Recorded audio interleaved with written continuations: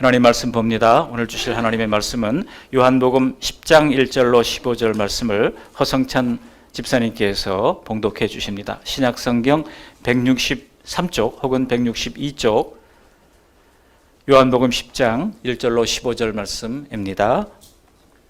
내가 진실로 진실로 너에게 이르노니 문을 통하여 양의 우리에 들어가지 아니하고 다른 데로 넘어가는 자는 절도며 강도요 문으로 들어가는 이는 양의 목자라.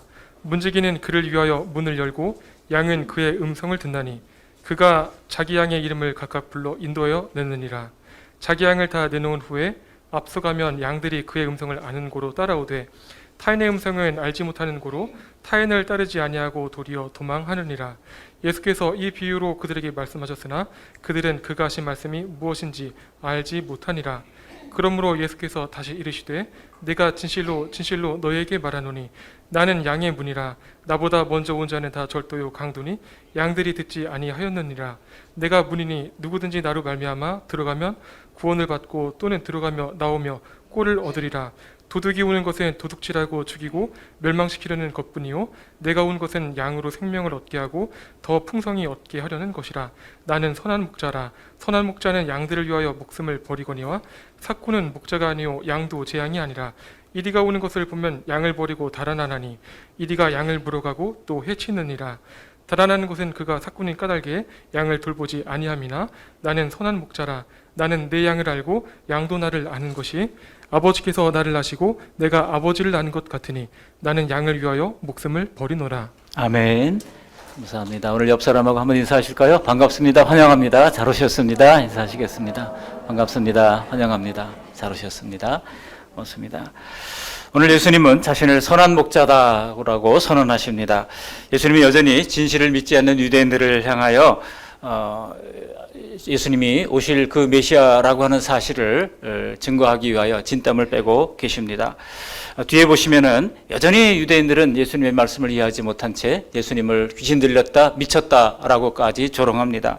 예수님의 사역은 두 가지 상반된 결과를 향해서 나아갔던 사역이라고 할 수 있습니다. 첫 번째 사역은 바로 자신이 구약 성경에 예언된 그 메시아라고 하는 사실을 표적을 통해서 증명하고 그들로 믿게 하려는 사역이요. 또 하나는 그럼에도 불구하고 예수님께서는 자신을 십자가로 향해서 결국은 십자가에 못 박혀 죽으심으로 말미암아 대속 사역을 완성하는 것입니다. 이 두 가지 사역 때문에 예수님께서는 이제 묵묵히 그 사역을 걸어가시면서 자신의 무죄를 법정에서도 적극적으로 변호하지 않고 기꺼이 당하셨던 것입니다.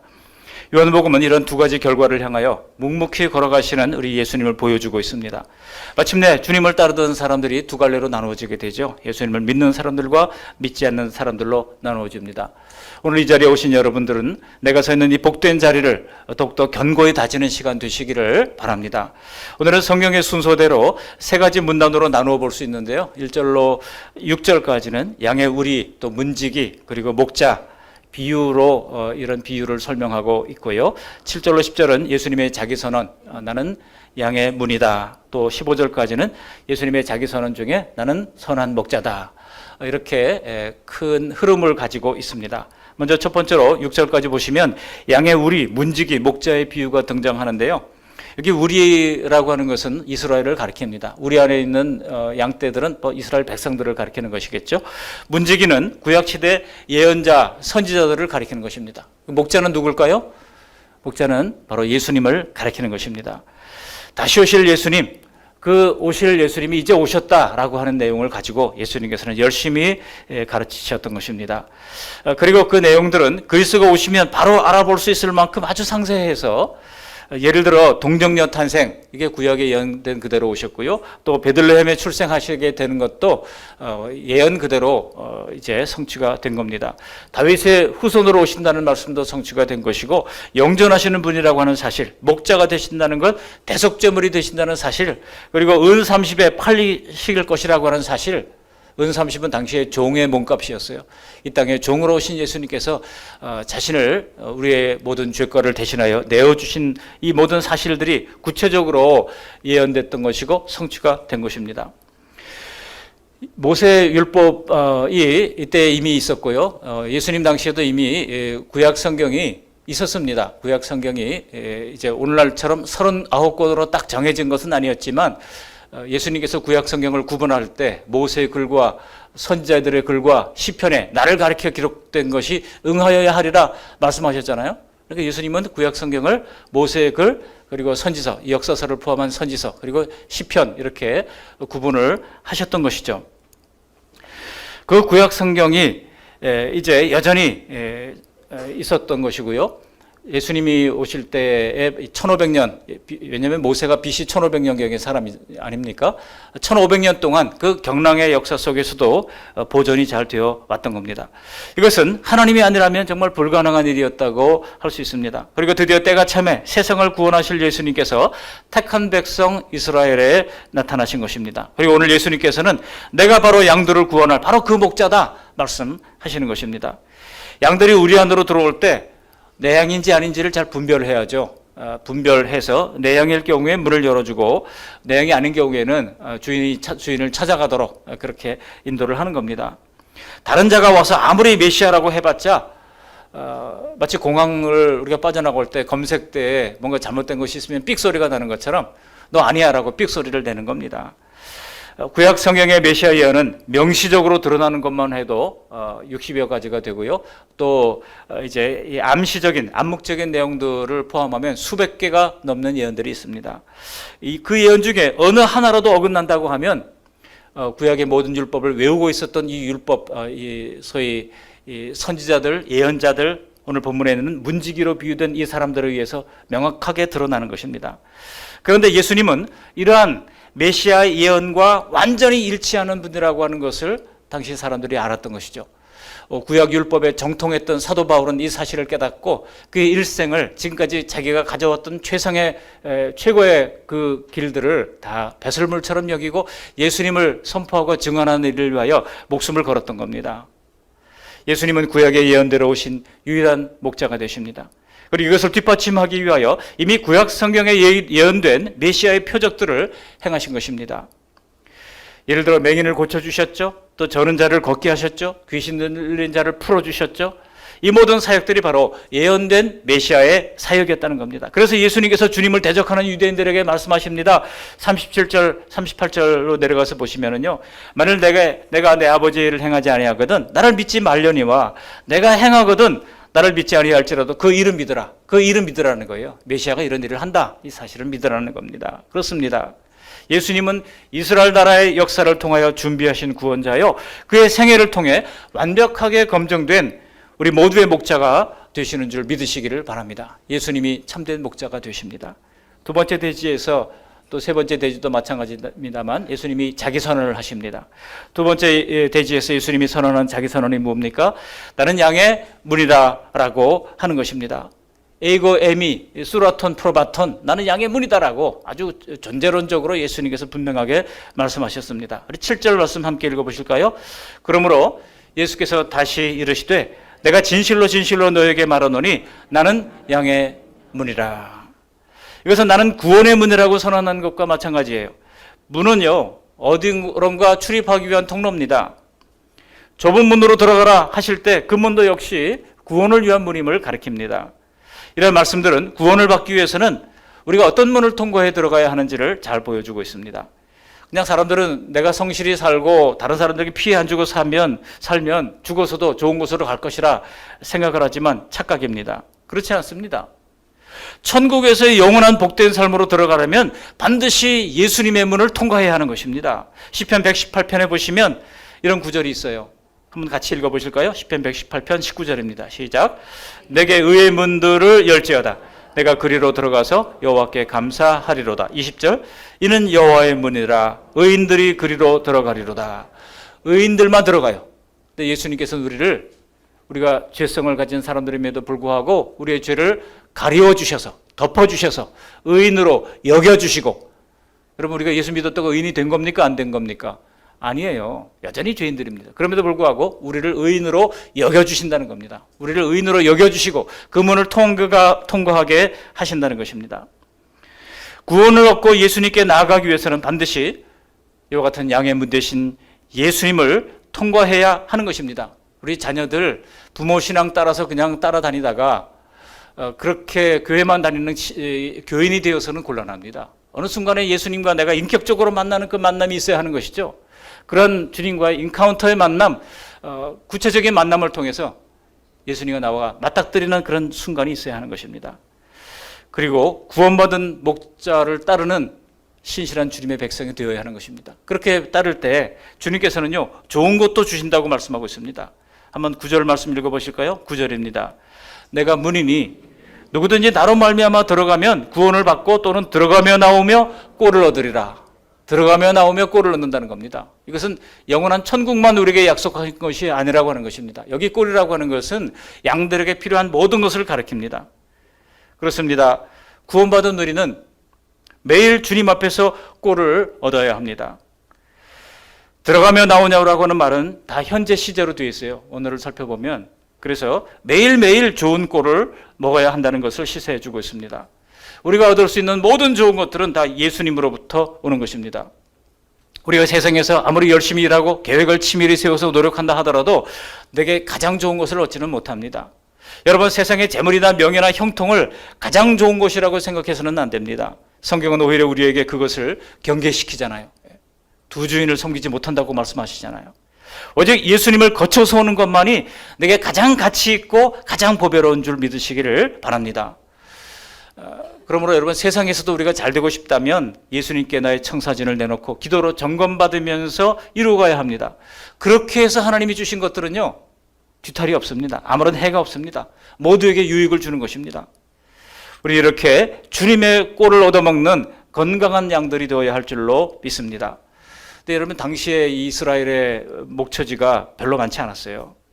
이스라엘 땅 자체가 척박한 땅 아닙니까? 그래서 이 양들이 사는 길은요, 오직 꼴을 찾아다니는 목자를 따라다니는 것밖에 없습니다. 항상 풀이 가득한 그런 초장이 있는 게 아니에요. 스코틀랜드 가보니까 거기는 항상 풀이 가득해요. 왜냐하면 풀밖에 자라지 못해요. 농사가 안 됩니다. 날씨가 춥고 바람이 많이 불고 비가 오고 하니까 자랄 수 있는 곳은 오직 그냥 풀밖에 없어요. 그러니까 그 풀밭에서 사람들이 놀다 보니까 골프가 생겨난 것이고, 풀밭에서 할 수 있는 게 양을 키우는 일밖에 없었던 것입니다. 그런데 이스라엘은 그렇지 않아요. 그 좋은 풀을 찾아다니기 위하여 목자를 부지런히 양들이 따라가야 하는 것입니다. 또 풀이 있을 때는 그 풀을 열심히 먹어야 다음 초지로 이동하기까지 가시밭길, 자갈길, 사막의 음침한 골짜기를, 울퉁불퉁한 길을 걸어갈 수가 있는 것입니다. 그러므로 우리 모두 주님 앞에 분주히 드나들면서 영육의 좋은 양식들을 받아 먹고 건강한 양들 다 되시기를 주님의 이름으로 축원합니다. 그런데 주님은요, 양의 문이 아니라 다른 데로 들어온 강도들에 대해서 경계를 하시는 말씀을 하십니다. 우리 1절 말씀 함께 읽어보실까요? 1절입니다. 내가 진실로 진실로 너에게 이르노니 문을 통하여 양의 우리에 들어가지 아니하고 다른 데로 넘어가는 자는 절도며 강도요. 공항에서 여러분, 검색대를 통과하지 않고 바로 그냥 들어간다 그러면 어떻게 되겠습니까? 심각한 불법 월경죄가 됩니다. 양의 우리에 몰래 접근해서 문이 아닌 담을 넘어 들어오는 존재는 구원자가 아닙니다. 약탈자요, 강도라고 하는 것입니다. 이거는요, 종교를 빌미로 영혼과 삶을 노력하는 이단 세력이라 할 수 있습니다. 악한 이단 세력들을 보세요. 사람의 인격을 통째로 착취하며 사람들을 옥죄에 있는 것을 볼 수 있습니다. 이런 끔찍한 이단들은요, 시대를 막론하고 있어 왔습니다. 신약 서신서에도 이런 이단들이 교회에 들어와서 성도들을 미혹하는 가운데 정신을 차리고 하나님의 말씀을 바로 세우라고 사도 바울이 강력하게 경계를 하고 있지 않습니까? 물론 명백한 이단이 아니라 할지라도 일부 이상한 교회에서 행해지는 종교적인 가스라이팅, 이 가스라이팅이 규모도 제대로 파악되지 않을 만큼 지금 많이 있습니다. 그래서 바른 진리가 절실한 것입니다. 사이비 이단은 사람을 세뇌해서 쉽게 빠져들게 하지만은 못 빠져나가게 하잖아요. 그물이에요. 그냥 들어가면 못 빠져나와요. 그러니 이 사람들이 다 절도요, 강도인 것입니다. 그러나 예수님은요, 결코 우리를 세뇌하는 분이 아니십니다. 인격적인 분이십니다. 진실한 관계를 맺기를 원하십니다. 계속해서 우리의 마음을 두드리십니다. 그러다 보니까 시간이 많이 걸려요. 우리 신자들은요, 내가 지금 누구를 따르고 있는지 정신을 차리고 확인하면서 가야 합니다. 예수님이 아닌 사람을 따라갔다가 그만 참혹한 결과를 받아들인 이 사람들을 보면서 우리는 타산지석의 교훈, 반면교사로 삼아야 할 것입니다. 10절 말씀 함께 읽어보실까요? 10절 말씀은 두 가지 큰 대조가 나오는데 한번 읽어보십니다. 10절. 도둑이 오는 것은 도둑질하고 죽이고 멸망시키려는 것뿐이요 내가 온 것은 양으로 생명을 얻게 하고 더 풍성히 얻게 하려는 것이라. 이 풍자를요 좀 길게 뽑아서 다시 한번 읽어보시겠습니다. 풍자를 그냥 풍성하다 그러면 별로 풍성한 것 같지 않잖아요. 그냥 풍성히 한번 읽어보도록 하겠습니다. 10절 다시 읽습니다. 도둑이 오는 것은 도둑질하고 죽이고 멸망시키려는 것뿐이요 내가 온 것은 양으로 생명을 얻게 하고 더 풍성히 얻게 하려는 것이라. 우리 예수님은요 우리에게 풍성한 삶을 원하시는 분이십니다. 우리보다 훨씬 더 예수님이 원하셔요. 우리가 이 땅에서 고생하는 삶을 사는 게 아니라 이 땅에서도 풍성한 삶을 살고 또 천국을 유업으로 받는 복된 인생 되기를 누구보다도 주님이 원하시는 것입니다. 그런데 여기 8절 보시면요 예수님보다 먼저 온 자들이 있다고 그래요. 예수님보다 먼저 온 자들이 다 절도며 강도라고 하십니다. 여기 먼저 온 자들이라고 하는 것은 율법을 가지고 사람들을 옥죄었던 이 서기관과 바리새인들을 가리킵니다. 먼저 알던 지식과 내 경험과 내 생활 방식, 이것이 만일 예수님을 믿는 것을 방해한다고 하면 그 모든 것들이 다 절도여 강도일 수가 있다는 것입니다. 여러분 지금 우리가 열심히 따라가는 것이 무엇입니까? 저것만 붙잡으면 내 인생 확실하다 생각했던 것, 그것이 만일 점점 예수님을 따르는 것을 방해한다고 하면 그것이 바로 내 영혼을 멸망으로 이끄는 절도여 강도라고 하는 것입니다. 전복 포면 이루면 저 사람만 따라가면 저만큼만 인정받으면 내가 더 잘 될 것 같은 그런 모든 것들이 만일 목자 되신 예수님을 따라가는데 방해가 된다면 그것이 바로 절도여 강도라고 하는 것입니다. 예수님께서 멸망으로 인도하는 문은 크고 넓어서 그리로 들어가는 사람들이 많다고 하셨습니다. 사람들이 다 따라가는 그 길, 그 도둑들을 주의하시고 오직 양의 문을 통해서 구원을 받으시고 약속하신 모든 좋은 것들을 받아 누리는 저와 여러분들이 다 되시기를 주님의 이름으로 축복합니다. 세 번째 대조로 예수님이 두 번째 자기 선언이 나오는데요. 이제는 양의 문이라고 말씀하신 것에서 더 넘어서서 이제는 선한 목자라고 말씀하십니다. 우리 11절 말씀 함께 읽어보실까요? 11절. 나는 선한 목자라. 선한 목자는 양들을 위하여 목숨을 버리거니와. 양의 문이 구원으로 들어가는 유일한 문임을 강조하는 것이라고 한다면 선한 목자는 주님과 우리와의 관계를 강조하는 것입니다. 관계를 강조하고 있어요. 양과 목자의 관계에서 가장 중요한 것은 이 양은 목자가 없이는 생존할 수 없는 동물이라고 하는 점입니다. 주님을 믿었으니 이젠 내 힘으로 모든 걸 좀 해결할 능력을 좀 주시면 좋겠는데 주님은 그렇게 하지 않고 나를 따르라고만 말씀하십니다. 너 그래봤자 이 세상에서 양에 불과해. 험난한 세상에서 살 길은 나를 따르는 길이야. 나를 의지해라. 나를 따르라. 계속해서 말씀하고 있는 겁니다. 그게 어떤 사람들에게는 불만일 수 있어요. 하나님에게 능력 주십시오. 모든 걸 다 내가 결정하겠습니다. 그렇게 할 때 주님은 그 고집을 꺾으시는 거예요. 그리고 나를 따르라고 말씀하시는 겁니다. 찬송을 해도 꼭 536장 후렴 부분에 보면 의지하세 의지하세 주 의지하세, 주를 의지하라고 계속해서 우리에게 강조하고 있는 거예요. 예수 믿는 지 1년 됐던 사람도 주를 의지하는 것이고 40년 된 사람도 주를 의지하라고 계속해서 이야기하고 있는 겁니다. 그게 불만입니까? 여러분, 영이 구원받았다고 양이 구원받았다고 사자가 되는 거 아닙니다. 양이 구원받았다고 정말 그 속에 강한 하나님의 사람으로 금방 세워지는 게 아닙니다. 우리는 여전히 양처럼 약합니다. 그리고 우리의 본성 안에는 악한 본성이 다 들어있습니다. 그러다가 때가 되면 이 간헐적 늑대가 우리 가운데 나타나는 거예요. 누군가 목자의 뒤를 따르지 않고 성급히 앞서서 가는 모습을 볼 때는 사실 목사로서 좀 걱정이 됩니다. 저렇게 앞서가면 안 되는데, 여러분 성령보다 앞서지 마시고 예수님보다 앞서지 마시고 날마다 주님을 따르는 우리 모두가 되시기를 바랍니다. 우리가 체험하면 이 땅을 살아가는 동안 정말 인생에는요, 곰도 만나고 사자도 만나고 하는 것을 보게 됩니다. 이런 것들을 성경을 통해서 미리 깨닫고 오직 목자를 안전하게 따르는 우리 모두가 되시기를 주님의 이름으로 축복합니다. 그런데 우리가 선한 목자 되신 예수님께서는 11절 보시면 양들을 위하여 목숨을 버리신다고 말씀합니다. 아무리 선한 목자라고 하더라도 양들을 위해 정말 목숨을 버릴 수가 실제로 있을까요? 여러분, 지난 여름에 서울 상도동에서 한 여성이 키우던 고양이를 꺼내오려고 침수된 집으로 들어갔다가 그만 빠져나오지 못한 일이 있었습니다. 근데 거기 댓글에 고작 고양이 때문에 거기 죽냐? 이렇게 막 비아냥거리는 글들이 올라왔어요.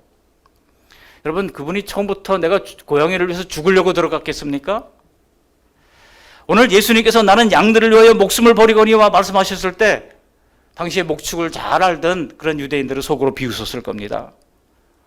고작 양 한 마리를 위해서 목숨을 버린다고 어처구니 없다 생각했을 겁니다. 그렇지만 여러분, 이것은 근본적으로 양을 구하기 위해서는 목숨까지 버리지 않을 수가 없는 영적인 진상을 밝히시는 것입니다. 그만큼 우리의 죄가 무서운 것이기 때문입니다. 하나님은요, 역설적으로 전능하신 하나님이 할 수 없는 것이 있어요. 하나님이 할 수 없는 것이 있다고요? 그게 뭘까요? 죄와 함께하는 것입니다. 하나님이 할 수 없는 것이 있다면 역설적으로 죄와 함께하는 것입니다. 죄와 병립할 수 없으신 하나님이세요. 죄에 대해서는 반드시 하나님의 무서운 진노가 임하는 것입니다. 그러니 하나님의 사랑하는 우리가 죄를 지었으니 하나님께서는요, 이 문제를 풀기 위해서 아마 엄청난 고민을 하셨을 겁니다. 그 하나님의 해법은 무엇입니까? 우리의 죄에 대한 진노를 아들을 보내서 대신 지게 하시는 것입니다. 예수님을 통하여 대신 벌받게 하신 것입니다. 그러므로 여러분, 근본적으로 양을 구하기 위해서 목숨까지 버리지 않을 수가 없는 영적 진상을 밝히는 말씀이 바로 나는 양들을 위하여 목숨을 버린다는 말씀입니다. 이것은 단지 양들에게 위기가 올 때 목숨을 바쳐서 싸우겠다는 뜻이 아닙니다. 이 말씀은 내 양들을 구하기 위해서 십자가에서 목숨을 버려야 하는 피할 수 없이 확장된 예수님의 사명을 말씀하시는 것입니다. 하나님이 인간을 위해 죽으신다고 하는 것은 사람이 반려동물 구하려다가 죽은 것하고는 차원이 다릅니다. 이것은 의도적으로 그렇게 하신 것입니다. 의지적으로 그렇게 하신 것입니다.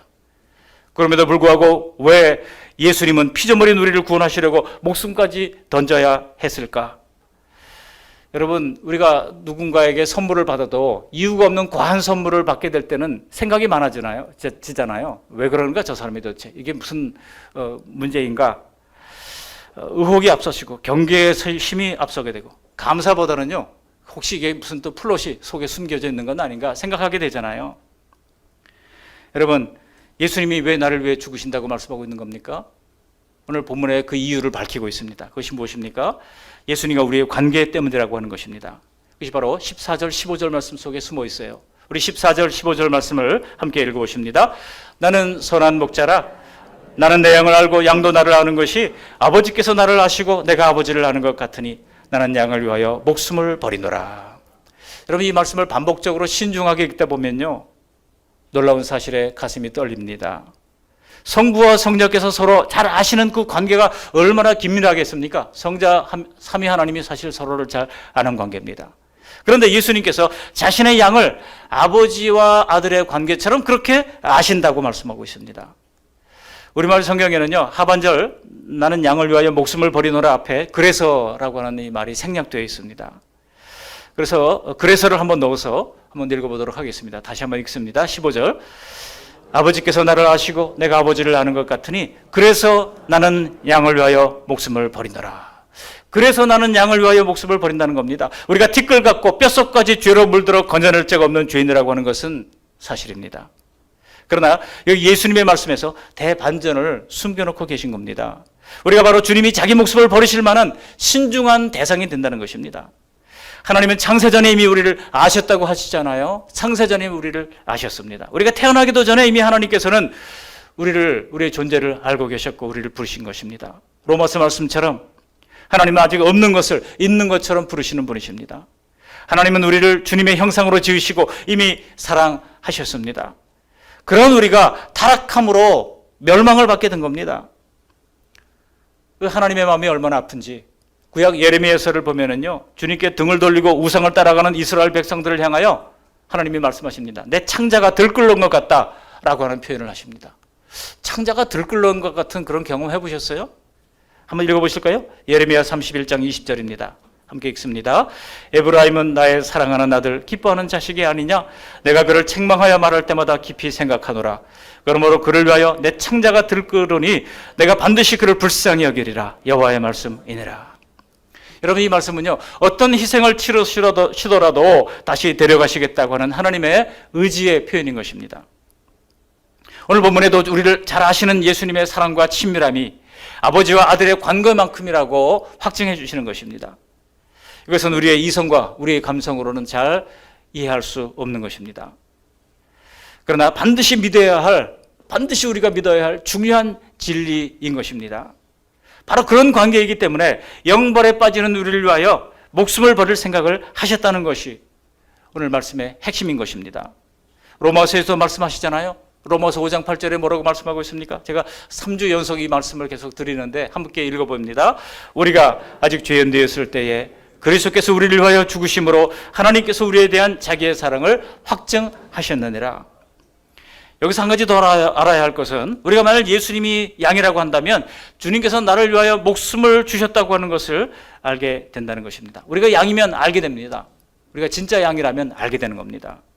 27절 보시면 이렇게 말씀하시죠. 함께 읽어보실까요? 27절 내 양은 내 음성을 들으며 나는 그들을 알며 그들은 나를 따르느니라. 양은요 예수님의 음성을 듣습니다. 그리고 예수님을 따라갑니다. 예수님은 우리를 아십니다. 우리가 다른 종교나 무신론이나 이단에 빠지지 않는 것이 왜겠습니까? 그들의 말을 들으면 왠지 이건 아니다라고 하는 그런 판단이 들기 때문입니다. 우리가 다른 어떤 곳에도 빠지지 아니하고 예수님의 말씀을 듣고 하나님의 올바른 교회에서 주님을 따르게 된 것이야말로 신비 중의 신비입니다. 왜 그렇습니까? 우리가 주님의 양이기 때문입니다. 또 목자의 음성을 분별하도록 성령께서 역사하셨기 때문입니다. 오늘 이 선한 목자 선언은 지난주에 맹인을 보게 했던 표적에 이어지는 말씀입니다. 이 맹인이 바로 예수님의 음성을 듣고 따르는 주님의 양이 어떤 모습인지를 우리에게 잘 보여주고 있습니다. 오늘 본문 앞부분에 보시면 이 맹인은 눈을 뜬 뒤에 바리새인들이 호출해가지고요 추조를 당합니다. 예수님이 안식일에 진흙을 이겨서 눈을 뜨게 하신 게 안식일 규례를 어겼다는 이유 때문입니다. 바로 이때 돌연 이 맹인이었던 사람이 당당하게 바리새인들과 맞서서 예수님을 변호하는 모습을 볼 수 있습니다. 이 모습을 보면 정말 속이 후련해요. 결국 예수님 편에 섰다는 이유로 말미암아 이 소경되었던 사람은 눈을 뜨자마자 오히려 유대교 공동체에서 출교를 당하고 맙니다. 얼마나 억울합니까? 근데 이때 예수님이 만나주시고 위로해 주십니다. 그리고 물으십니다. 9장 35절 말씀 함께 읽어보실까요? 9장 35절 예수께서 그들이 그 사람을 쫓아냈다 하는 말을 들으셨더니 그를 만나사 이르시되 내가 인자를 믿느냐? 내가 인자를 믿느냐? 여기 인자는요 구약 성경에서 메시아를 상징하는 호칭입니다. 그런데 예수님의 이 질문에 이 맹인이 망설임 없이 대답을 하는 겁니다. 뭐라고 대답합니까? 36절 말씀 함께 읽어보십니다. 36절 대답하여 이르되 주여 그가 누구시오니이까 내가 믿고자 하나이다. 내가 믿고자 하나이다. 이 말씀 속에는요 예수님이 말씀이라면 뭐든지 다 믿겠다고 하는 그의 의지가 담겨있는 표현인 것입니다. 그래서 예수님께서 인자가 누군지를 밝히 보여주십니다. 그리고 그는 믿는다라고 고백합니다. 우리 37절 38절 말씀을 함께 읽어보시겠습니다. 예수께서 이르시되 내가 그를 보았거니와 지금 너와 말하는 자가 그이니라. 이르되 주여 내가 믿나이다 하고 절하는지라. 주여 내가 믿나이다. 여러분 소경이 눈 뜬 것보다 더 큰 영적 안목을 얻게 되는 장면입니다. 짜릿한 순간입니다. 우리가 아무리 사람들을 교회로 데려다 놓으면 뭐 하겠습니까? 그분들이 예수님을 믿지 않는다면 다 꽝이죠. 그런데 어느 순간 성령께서 만져주셔서 내가 예수를 믿나이다라고 고백하고 절하는 그런 모습이 있을 때 여러분 천상에서는 하늘나라에서 파티가 벌어지는 겁니다. 잔치가 벌어지는 겁니다. 주여 내가 믿나이다. 그리고 엎드려 주님께 절하는 장면이 바로 9장 끝부분을 장식했어요. 여러분 우리도 복음을 듣고 성경을 배우면서 이것이 목자의 음성이라고 하는 것을 알고 이미 다 그렇게 고백한 줄을 믿습니다. 예수님은 나의 구주와 주님이요 나의 하나님의 아들이신 나의 구주로 믿습니다라고 우리가 다 고백했던 것입니다. 예수님의 음성을 들은 성도의 믿음은 놀랍도록 강인합니다. 참된 성도의 특징은요 부드럽지만 강하다는 거예요. 그들은 목자요 대속의 제물이 단지 대성의 제물이신 어린 양만을 단지 집중해 따르는 사람들입니다. 박해가 와도 광야와 산중에 유리한다 할지라도 예수님만을 믿는 것입니다. 터키 갑바덕에 가보니까 거기에 대림구유라고 하는 지하 도시가 나옵니다. 우리 성도님들께도 가본 분들이 있잖아요. 거기 가보시면 이슬람 핍박의 때에도 그들이 굴하지 아니하고 신앙을 지키기 위해서 지하 13층 규모의 저런 지하 동굴에 거대한 지하 도시를 만들었습니다. 저기에 약 2만 명의 사람들이 살았다고 그래요. 그 안에 예배당도 있고 그 안에 신학교도 있고 그 안에 광장도 있고 모든 것들이 다 들어있어요. 왜 저렇게 살았습니까? 지금은 지하 13층까지는 내려가지 못해요. 위험하기 때문에 7층까지밖에 개방을 하지 않고 있습니다. 여러분, 사람들 가운데 예수님을 제대로 믿는 사람들이 얼마나 강한가를 잘 보여주고 있는 겁니다. 저렇게 엄혹한 시절에도 예수님을 믿고 그들이 굴하지 아니하고 신앙을 지켜나갔던 것입니다. 여러분, 우리의 믿음이 강한지 아닌지는요, 위기가 닥쳤을 때 드러납니다. 그럴 때 내게 이런 믿음이 있었나 자신도 놀라게 될 겁니다. 그런 성도들을 요한계시록에서 이렇게 말씀하고 있는 겁니다. 요한계시록 14장 4절 5절 말씀 함께 읽어보십니다. 이 사람들은 여자와 더불어 더럽히지 아니하고 순결한 자라 어린 양이 어디로 인도하든지 따라가는 자며 사람 가운데서 속량함을 받아 처음 익은 열매로 하나님과 어린 양에게 속한 자들이니 그 입에 거짓말이 없고 흠이 없는 자들이더라. 이 말씀 그대로 어디든 믿고 따라갈 분은 오직 예수님밖에 없습니다. 이런 믿음과 의리로 끝까지 따라가는 저와 여러분들이 되시기를 바랍니다. 말씀을 마칩니다. 예수님은 창세기부터 거듭 가르쳐오던 검증된 바로 그 구원자 되십니다. 요한복음을 우리가 읽어가는 동안에 예수님께 대한 모든 의혹이 사라지고 예수님을 정말 구주와 주님으로 믿어 따르는 진정한 참된 주님의 양이 다 되시기를 주님의 이름으로 축복합니다. 아멘. 고마우신 하나님 아버지 감사합니다. 예수님을 통해 구원받은 우리는 매일 주님 앞을 드나들며 좋은 꼴을 받아먹는 주의 백성들 다 되게 도와주시옵소서. 세상에서 먹는 것들은 거의 자기중심성만 키우는 독초일 뿐입니다.